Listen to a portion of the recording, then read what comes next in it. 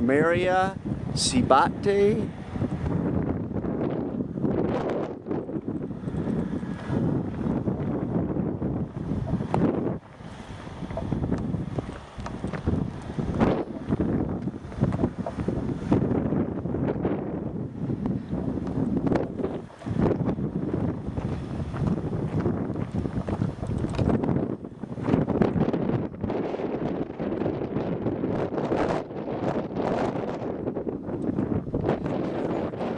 Upwards through the gate, the main gate here.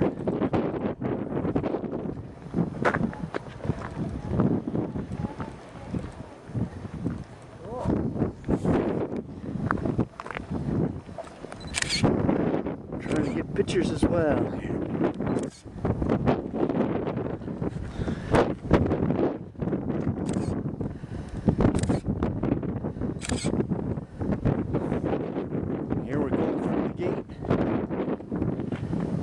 Up the road.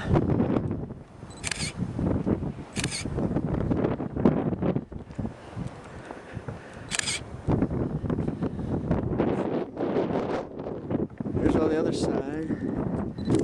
As we go in between the gate.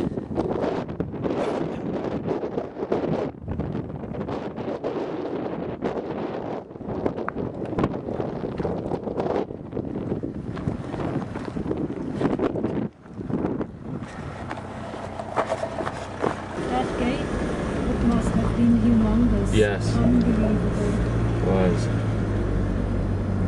There's pillars still standing. See, there was a double row. You see the pillars over here? Yes. In the trees? So this was the Cardo. So actually the road was in there and not where we That's correct. I see. This is where the shops would have been. Okay, let me get out again. Can we walk through there? Let me get out. And meet you? Yeah. You said 100 yards and then you just... It's true, at the end of this... Okay. Or we can wait for you, however you would... Okay, we are walking. Okay. I like to walk on. Probably should wait, otherwise he'll be right in his picture.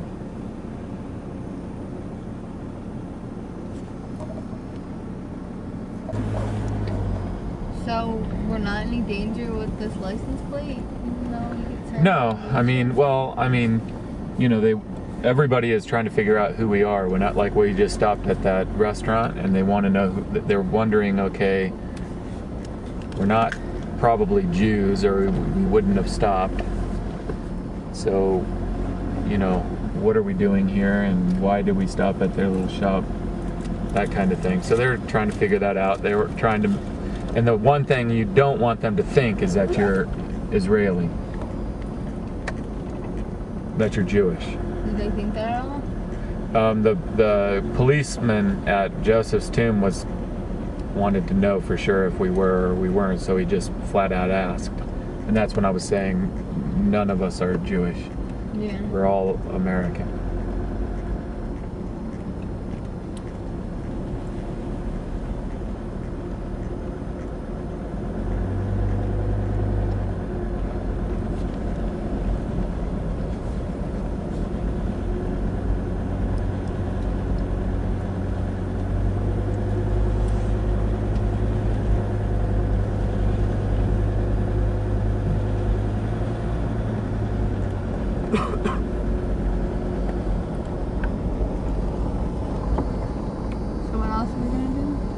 Now we're gonna go up on top of the tell where these ladies are out here picking up the olives that have fallen off.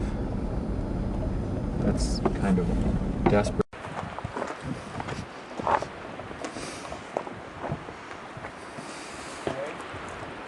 So this is a well-preserved example of something we were looking at earlier today that Scott Stripling was showing us. This is a Byzantine church in the early Byzantine period, 4th century AD. So here, show me where the center of the apse is. What's the I think it's apse? right in the middle here. I think they put something important right Exactly. here. Exactly.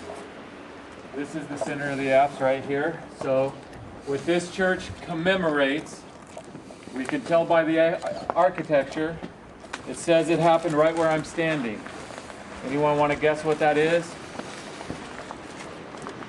The beheading of John the Baptist.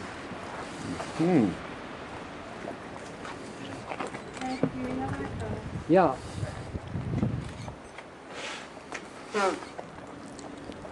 Now tomorrow, this is a good place to look at this.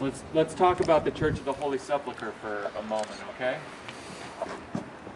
The Church of the Holy Sepulchre in Jerusalem is commemorating two spots. It's unique as a church that way. It's commemorating the, if you were looking at this church from the side, you would see a dome up above here that you could tell if you go from the top of that dome down, then you're going to end up at the bottom of the apse, right? So the question with the Church of the Holy Sepulchre is, it's just like any authentic site, it has one thing built on top of another. Why isn't the Garden Tomb the site? It doesn't have things built on top of another. The time that somebody came along and said this is the tomb of Jesus was in the 1800s. All those centuries and all those thousands of 2,000 years before, nobody said this is the tomb of Jesus. Only in the 1800s. Now, why does somebody pick the Garden Tomb to be the tomb of Jesus in the 1800s? Because the Protestants had been having so much trouble in the Church of the Holy Sepulchre from the time of the Reformation on that they finally said, the heck with it, we're going to go find our own tomb. Okay, so there's a historical reason for everything that is done. But the important thing when you're looking for an authentic site is what is built on top of another and how far back in time do those structures go. So for the Church of the Holy Sepulchre, at the top, what you're looking at when we're standing and looking at the Church of the Holy Sepulchre, that's going to be Crusader period. Okay? Underneath that is a Byzantine church. That church was destroyed, and underneath that is the original Byzantine church. Okay? And then underneath that is a Roman temple to the god Aphrodite. And then under that is a 1st century tomb from the time of Jesus. So architecture-wise, we can go all the way back to the time of Jesus.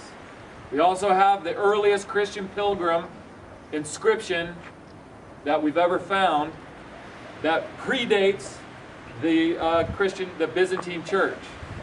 So we have evidence that goes all the way back to the time of Christ, whereas the Garden Tomb is 1890. Okay, and so this is a good example of the original Byzantine church and what it may have looked like. That the Church of the Holy Sepulchre, now that got destroyed. The original one got destroyed by Hadrian. By the Persians, and then it got rebuilt. Okay, and so the question is where is the apse of the original church in the Church of the Holy Sepulchre, and where is the center of that apse? Because one center of one apse is where Jesus was crucified, and the center of the other apse is where he was buried. So the tomb is at the center of one apse, and the crucifixion spot is at the center of the other. And I can show that to you when you're in there before, but it's going to be confusing because it's been used through all generations up until now, whereas this one, the original 4th century church is sitting here for us to look at. And so you can't do that in the Church of the Holy Sepulchre, but it's there, and they've done archaeological work, and they found parts of the apse, and they've determined where the center of the apses are, and all that kind of stuff. But this is a good thing to contemplate when we're here. And where would the inscription usually be to say what it is? Like, Yeah. Sometimes here, sometimes they're off on the sides. Over here, this is where the congregation would sit. This is the altar area up here, so sometimes around in here. I don't know. I don't know if they found an inscription. I think they did find an inscription in this, but I can't remember exactly. Now, what is that? It goes down underneath the church? This is like, yeah, this is, they did things like the Byzantines buried a lot of people within churches. And so there's probably tombs down there. It's locked off, you can't get into it, but it's probably burials and then also probably a prayer room and that kind of thing. There's a picture of John the Baptist in there. They had cameras back then.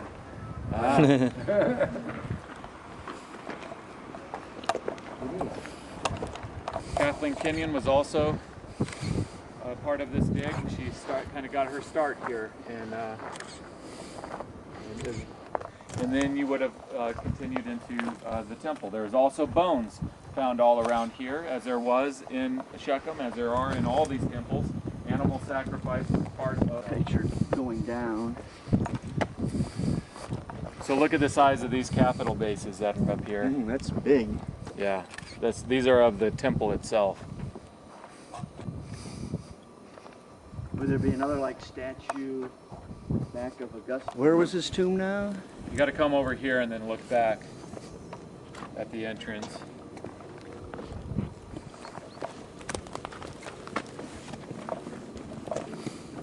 Okay, I'm going to go over one more thing here before we go. You see it? Yeah.